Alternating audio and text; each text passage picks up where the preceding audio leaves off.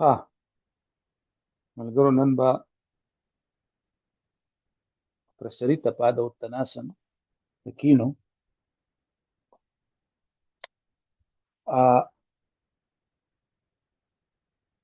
اول خو دغسې کېنئ په سواستیکاسن دوی ته وایي سواستیکاسن دواړه لاس چې کوم دی نو هغه د دې کوناټو سره نږدې دلته کېږدئ دا ګوتې مخې پلو او دا کټه ګوته چې کوم دی شا پلو او بیا دا څنګلې لږ یو بل ته نږدې کړئ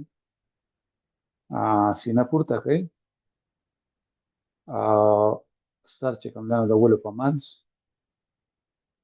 او شاته د ملا پټې چې کوم دی نو هغه ډېره مه سختوئ هغې ته لږ سستي راولئ او مخامخ ګورئ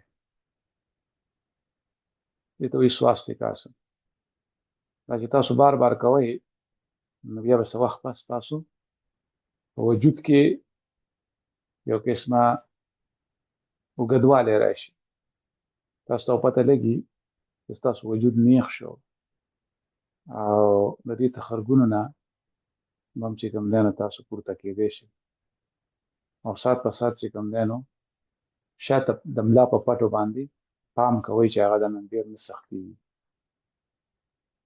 په خاصه توګه چې کوم د لوور بیک یا د نرۍ ملا پټې دي هغه بل اوږو سره هم پام کوئ چې اوږې هم بره کړي نه وي داسې راغونډې کړي نه وي اوږې ښکته وي یعنې سټ هم پکې نه وي ډوب کړی او نو دا د شو سواستیکاسن بیا تاسو لاس دلته هم کېښودی شئ خو نن چې زمونږ کوم ټیم دی کوم فوکس دی نو هغه دی پرسري تپاده والتناسن او د هغې نه چاپېره به بیا مونږ نور آسنس کوو چې د هغې سره پکې عادت وکړي نو پرسري تپاده والتناسن کې مونږ په خپو کې فاصله پیدا کړو تاسو کو جمپ نشئ وهلی نه هسې خپو منځ کې فاصله پیدا کړئ او دا فاصله چې ده دا دومره پکار دی چې څومره ستا بیلنس نه خرابېږي 3.5 فوټه پکار ده بیا په دې کې د خپو پنجې چې کوم دي دا لږې دننه او پوندې لږې بار او د خپو چې کوم بار غاړه ده هغه په ځمکه باندې لګېدلې صحیح شو په دې کې کېدای شي موږ ته د خښتو هم ضرورت پېښ شي بیا په دې کې موږ چې کوم دی نو دا دواړه لاس پورته کړو اوږې نه پورته کړو صرف لاس پورته کړو او ځان د دې بغاندو نه راکاږو سا پرېښودو سره بیا موږ په ښکته ځو خو سر پورته ساتو او لاس او سر دا ټول یو ځای روان دي بیا چې کوم دی دواړه لاس په خښتو باندې یا په ځمکه باندې په ځمکې ته رسي خو ملا پکې کاسه ساتو چې ملا هم پکې راغونډه شوې نه وي یا موړه شوې نه وي صحیح ده بیا به ځان لږ مخکې وروستو کې چې زور دی په لاسو نه وي په خپو وي نو داسې مخکې وروستو شه پکې چې تا ته پته ولګي چې زور مې په خپو باندې دی په لاسو نه وي نو دا دې شو پرسري تپاده والتناسن اوس که تاسو لاس مخکې ته نه رسي نو بیا دا خښتې نیغې ودروئ خیال که بیا هم نه رسي نو ځان ته کورسۍ کېدی چې دغه دنګوي په هغې لاس کېدی اوس به زه دا کوزکې چې دی دا به داسې راتاو کړم نو چې تاسو ته ښکاره شي چې زه څه وایم سمه ده نو دا دې شو اوس به بیا وکړو پرسري تپاده والتناسن دا ځل به ټوپ نه وهم دا چې پوړ دی یا کوزکې دی د دې په دې جای باندې ودرېږئ پنجې لږې دننه او پوندې لږې بار پونده لږه بار او پنجه لږه دننه بیا لاس چې کوم دی نو هغه پورته او سا پرېښودو سره سر مخ کته کړ، سر ځوړندوی مه پرېږدئ چې خپې نیغې او داسې ځان پکې مخه کې وروستو کوئ چې تاسو ته پته ولګي چې ستاسو زور په خپو باندې دی. دا نه چې شاته ډېر تلي یې او دا نه چې مخې ته ډېر تلي یې، برابر. نو دا دې شو رسریتا پاده التناسن. نو دې سره چې کوم دی په مدد کې یا د دې نه چاپېره به موږ نور آسن کوو او بیا به دې له راځو. سمه ده؟ نو دا دې شو زمونږ لومبی. اوس په دې کې به بیا مونږ دا خښتې چې کوم دي نو داسې راولو نږدې، دا لاسونه به چې کوم دی نو څنګلې به راماتې کړو یو بل ته نږدې. دغه بیا اخري پام دی سر به ښکته کړو، خو موږ بیا صرف تر دې ځای پورې وساتو. دغه پکې بیا بل پړاو دی. صحیح ده؟ اوس د دې لپاره به موږ الاول داسې وکړو چې موږ به دغه وکړو، اوشتراسن به وکړو. اوشتراسن د اوښ چې کوم آسن دی. نو د هغې لپاره بیا موږ ته یو بالښت یا څه شی پکار دی. هغه دا دی چې داسې کښېنئ، د خپلو پنجې مه اړموئ. صحیح ده؟ او بیا په دې کې چې کوم دی موږ دا خپې چې کوم دي په ځای ساتو او شاته داسې کږېږو. سمه ده؟ نو په دې کې که ستاسو دا لاس پونده له نه رسي، په پونده یې نه شئ کېښودی، نو ځان ته بالښت کېدئ، دا دواړه لاس په کوناټو کېدئ او شاته سر واړوئ او داسې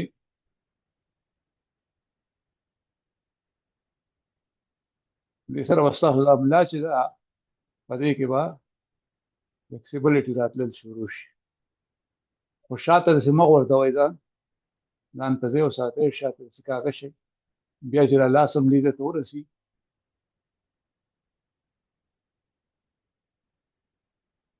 او چې څومره شاته کتی شئ نو دومره وګورئ. خو لکه داسې شاته ځان وغورځوئ په بالښت باندې، زنګنان په ځای وساتئ. داسې وګڼئ ستاسو دا زنګنان دیوال ته جنګېدلي دي او د دیوال نه نه راجدا کېږي. نو یو 2 منټه چې دا وکړئ، کېدای شي په لومبي لومبي کې پکې ستاسو ساه بندېږي، بیا به ورسره بلد شئ. دې ځای کې به دا ملا ستاسو زور اخلي. که ډېر پکې دی شي ایسارېدی نو خیر دی، او که نه یو منټ نیم پکې ایسارېدی شي نو ډېره ښه ده. صحیح شو؟ اوس به واپس راشو رسریتا پاده التناسن له، ځکه چې هغه زمونږ مین تیم دی او موږ غواړو چې کله موږ یو آسن کوو یا بل آسن کوو او واپس راځو نو چې زمونږ په کار کې څومره امپرومنټ شوی دی. پنجې لږې دننه، پوندې لږې بار، او د پوړ یا د دې پوزکي یا د دې میټ په څنډه باندې ودرېږئ، لاس پورته کړه او سا پرېښودو سره پښې نیغې ساتئ. په دې دوران کته ځئ سر بره، ملا مه راغونډوئ، ملا پکې کاسه وساتئ. بیا ځان مخکې وروسته کوئ چې پته ته ولګي چې یاره ستاسو وزن ټول په خپو دی، په خپو باندې پکار دی، په لاسو نه. لاس به صرف سپورټ لپاره دی. لږ لږ سپورټ به درکوي، دا نه چې نه به درکوي، خو بیخي په لاسو باندې ځان مه ورغورځوئ. نو که تاسو د لاسو د 3 ګوتې لګوئ او کنه لاس داسې لګوئ خو چې ستاسو وزن په لاسو باندې او پرې پکې سات په سات نه هغوئ او د خپو چې کومې بار غاړې دي هغه ځمکې سره زور اخلي یعنې ځمکې سره دباو شوي دي زور اخلي نو دا بیا داسې یو نیم منټ یا 2 منټه وکړئ صحیح شو اوس بیا چې د دې نه راوځئ نو خپلې ترې راغونډې کړئ اوس به د دې لپاره وکړو یو داسې آسن په دې کې مونږ کوشش کوو چې زمونږ د ملا چې کومه کاسه کېږي په دې آسن کې هغې ته فایده وشي نو بل آسن چې موږ کولی شو هغه دا دی چې مونږ داسې په خېټه باندې سملو او بیا دا لاسونه چې کوم دي د دې ولو سره د دې تخرګونو سره کېږدو خپې ماړموئ او بیا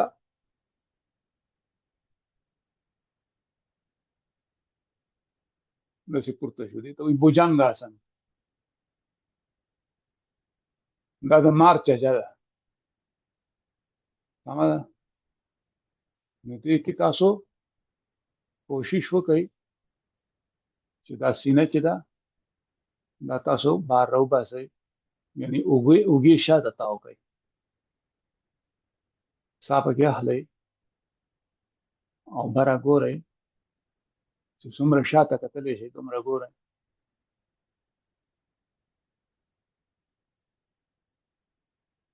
څنګلې نیغې او شاته خپې ماړموئ دا دې شو بوجنګ آسن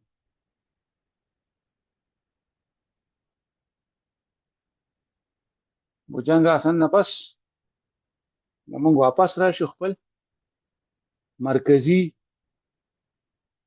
آسن ته کوم چې نن زمونږ ټیم دی د پریکټس هغه دی प्रसारित Padottanasana pochi passi là pangele gedalna pundele gebar او لاس پورته ساه اخیستو سره سر پورته او په ښکته تلل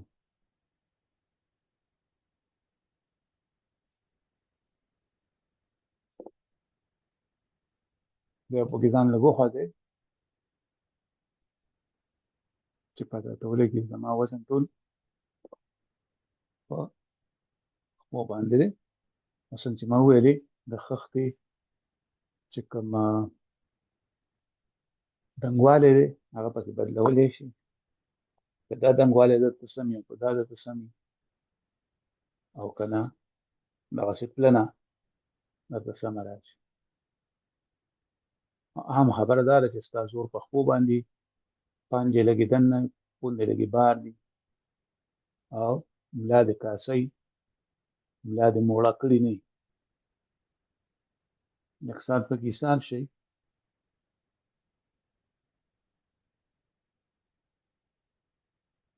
خیر دی خپو ته به هم تکلیف وي خو دې ته پام وکړئ چې دا تکلیف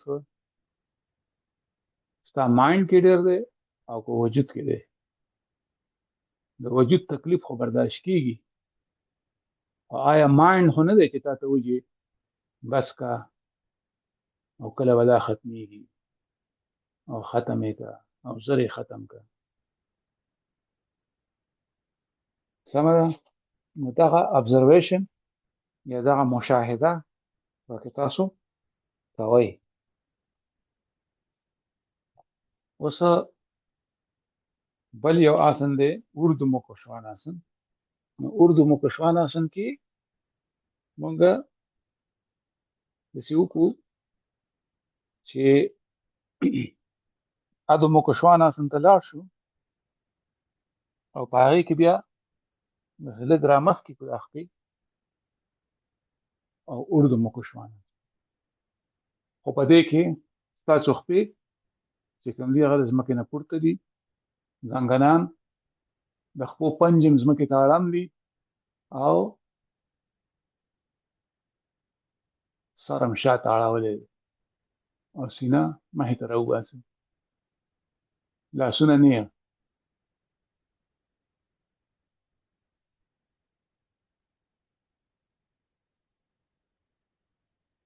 ساه پکې اخلئ. دا دې شو اردو مکو شواناسن.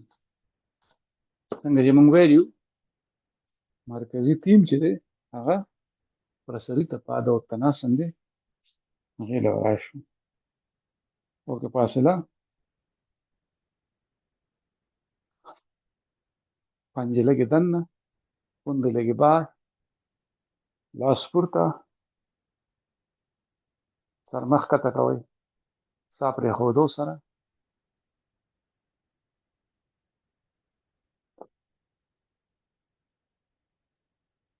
او د خپو په بار غاړه باندې ستاسو زور دی. په لاسو باندې ځان مور غورځوئ او ملا پکې کاسه کوئ، یعنې سټ په ولو کې مه منډئ، سټ په ولو کې مه ډوبوئ، د ولو نه یې راوباسئ.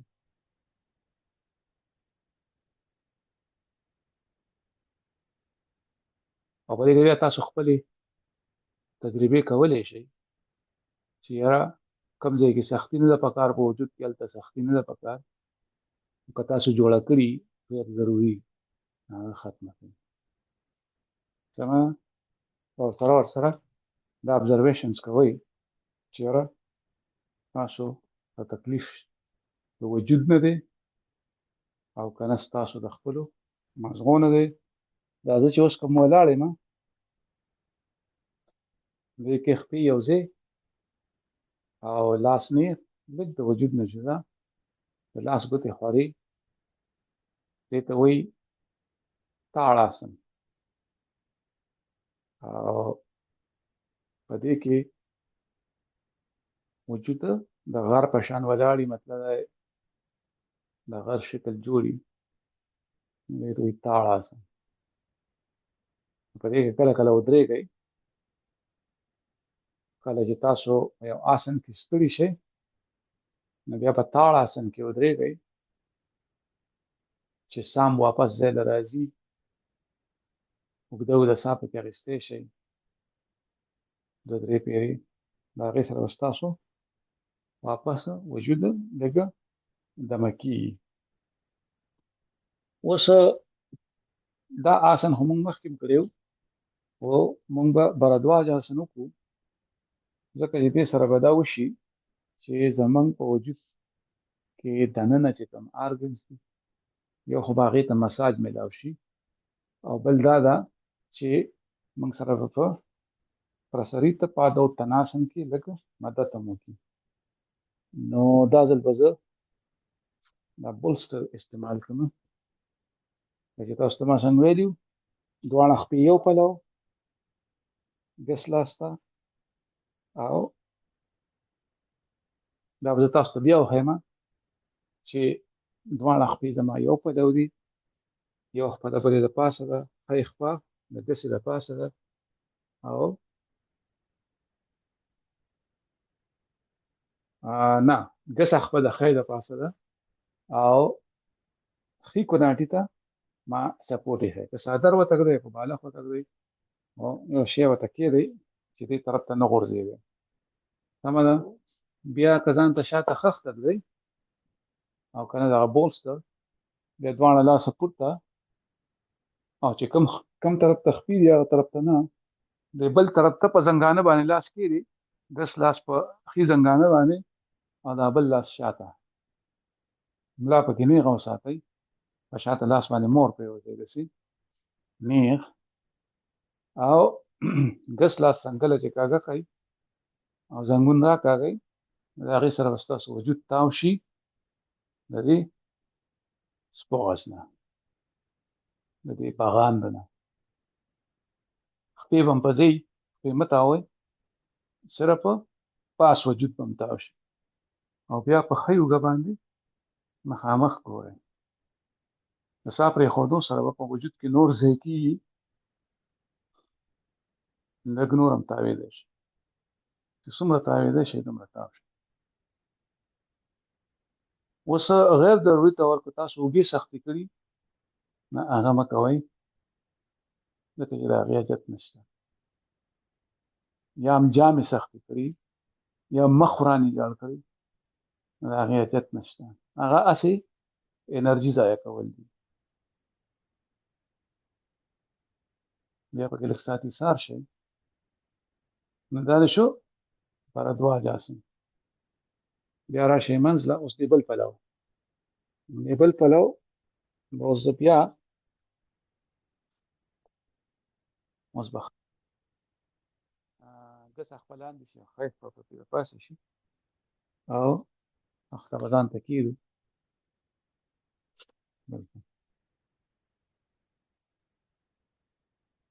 نو اوس به ګس لاس ته تاو شو.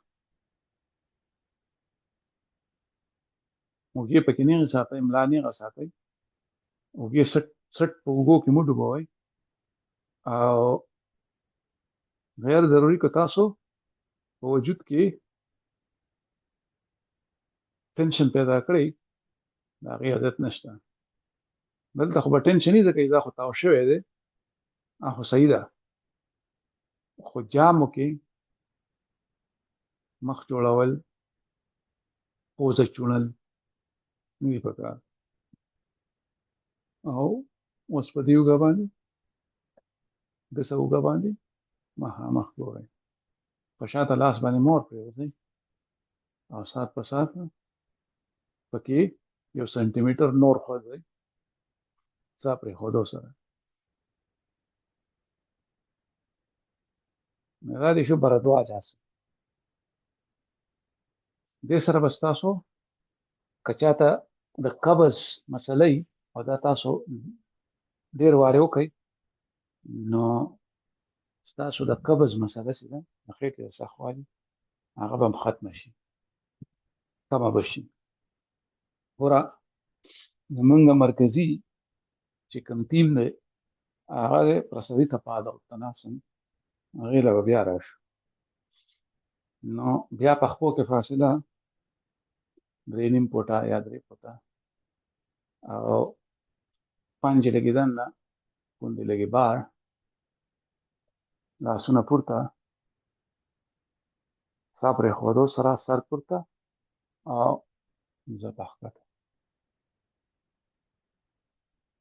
ملا کاسه او بره ګوره. اوس تاسو وګورئ چې د لومړي ځل په نسبت باندې څومره فرق راغلی دی.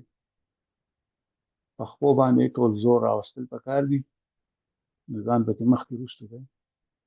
سټ په اوږو کې مه ډوبوئ او ملا پکې کاسه کوئ. ښکته مه ګورئ، بره ګورئ. او دا لاس چې دي، دا د اوږو سره په ډېرې لرې ځان ته یې رانږدې. نو تاسو وګورئ چې څومره پکې ایسارېدی شئ. 1 منټ، 1.5 منټ، 2 منټه، 3 منټه، څومره ډېر ایسارېږئ، نو دومره به تاسو ته ګټه کوي. پتنجلي وایي په یوګا سوترا کې چې په دې کار کې ستاسو چې څومره خواري ده، یعنې ډېر وخت پکې ایسارېږئ، هغه ته دیرګه کاله وایي. دیرګه کاله، اوږد وخت. یعنې په پښتو کې مونږ کال د وخت لپاره حسابو، خو مونږ یې د 12 میاشتو لپاره حسابو، ته مونږ کال وایو. سنسکرت کې کال چې دی، هغه وخت ته وایي. نه، هغه په یوګا سوترا کې د دیرګه کاله خبره کړې ده، یعنې اوږد وخت په آسن کې تېرول او په تا کې بدلون راولي. اوس پرې راغونډې کړه او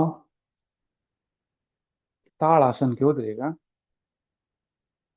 او ساه واخله ډوبه ډوبه، چې وجود دې لږه آرام شي.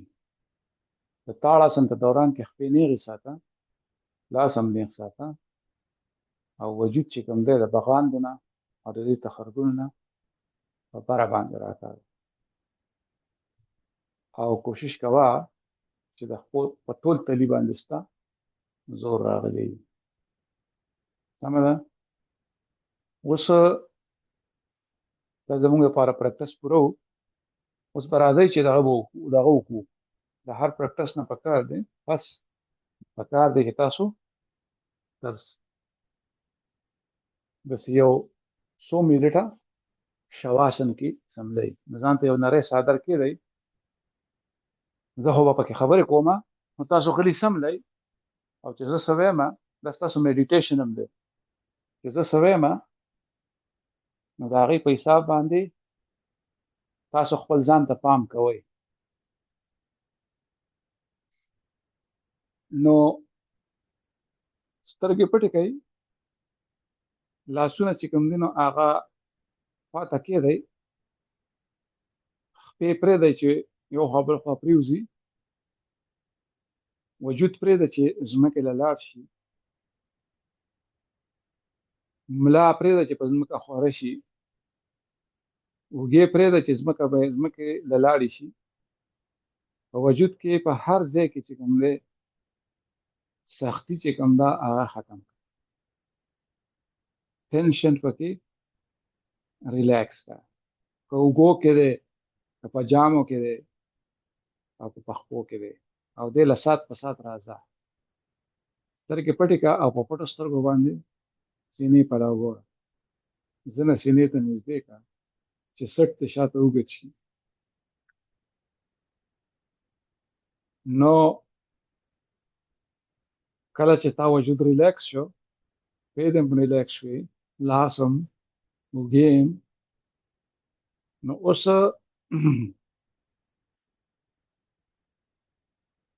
د ذهن په پرده باندې راتلونکي سوچونو ته پام وکړه.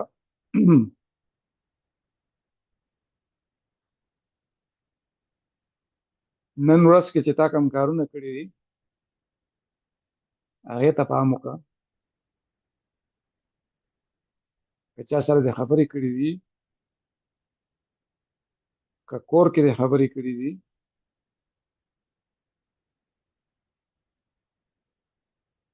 د حجرې، د جومات، د سکول، د ملګرو، د سوشل میډیا،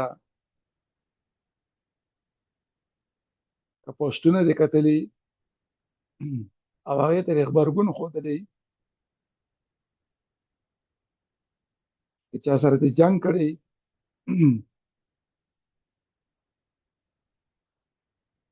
څوک درنه خفه شوي، څوک درنه خوشحاله شوي، وروڼه، خویندې، دوستان، ملګري، کار، روزګار، غم، ښادي، دا هر څه چې ذهن په پرده راځي نو پام ورته کوه.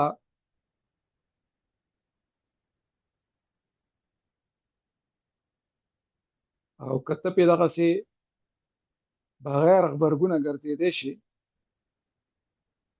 بغیر غبرګونه ګرځېدل دا دي چې د مثال په توګه باندې تا ته نن چا څه ویلي دي او هغه تا ته رایاد شو، خو ته په دغه سوچ کې ښکېل نه شې چې دغه سوچ سره چې ستا کوم احساس راولاړېږي هغې ته دې هم پام دی، کومه غوسه راولاړېږي هغې ته دې هم پام دی، کوم خفګان جوړېږي هغې ته دې هم پام دی، یا که کومه خوشحالي پکې را جوړېږي هغې ته دې هم پام دی. او بیا مخکې ځې بل سوچ ته.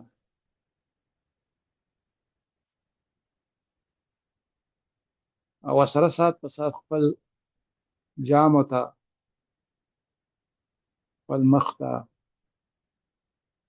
خپلو ولو ته، خپلو لاسونو ته پام وکړه چې هغې کې هغه سخت شوي نه وي. دا وجود به ستا نه سات په سات سختېږي ځکه چې وجود عادت شوی دی، دا کار اټومیټیک کېږي. نو دې سره به ستا سنسیټیویټي ژوره شي. کله چې ته وخت په وخت راځي خپل وجود ته، او په وجود کې دا غوټې ختمې، په اوږو کې او په لاسونو کې او په جامو کې دا ټینشن ختمې، هغه ریلیکس کې او کلکې دې نه نیولي، دې سره به ستا چې کومه سنسیټیویټي ده هغه به ژوره شي، ستا حساسیت به ډېر شي. نو بیا به تا ته پته لګي، بیا به ستا وجود ریلیکس شي. بیا که ته په محفل کې ناست یې او تا جامې سختې کړي نو تا ته به پته لګي، نو سات په سات ورته راځه. که ته ملګرو سره ناست یې او تا اوږې راغونډې کړي او سټ ته پکې ډوب کړی،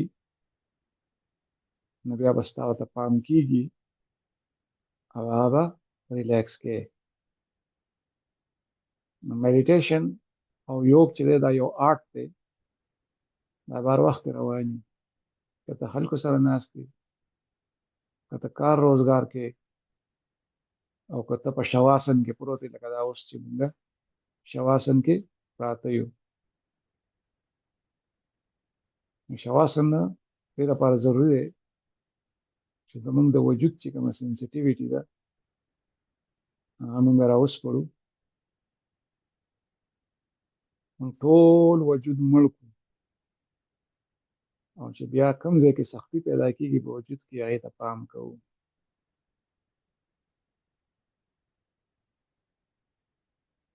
ساه پکې اخلئ، ساه اخیستو سره به مو خېټه راپړسېږي او ساه پرېښودو سره خېټه واپس چپرې کېږي، او دې پروسس ته پکې ستاسو پام وي، دې کار ته هم ستاسو پام وي. او د ذهن په پرده باندې راتلونکي غم ښادۍ ته، تیل مالګې ته، جنګ جګړو ته، خوشحالو ته او لانجو ته ستاسو پام وي. او په یو کې هم نه ښکېل کېږئ، بلکې په هر سوچ باندې چې تېرېږئ، د هغه سوچ سره راولاړېدونکی احساس، خفګان، غوسه، دې ټولو ته پام وي، وایسارېږئ پرې نه. او سات په سات د خپل وجود غوټو له پکې راځئ، چې هسې نه په اوږو کې غوټې جوړې شوي، یعنې سختۍ جوړه شوي، په جامو کې سات په سات ځنه سینې ته نږدې کوئ چې سټه مو ږدي. سپې راغونډې کړئ، ښي لاس ته په ډډه واوړئ، دس لاسونه کوئ او راپاڅئ. نو دا ستاسو او زمونږ پریکټس شو د پرسریتا پادا uttanasana.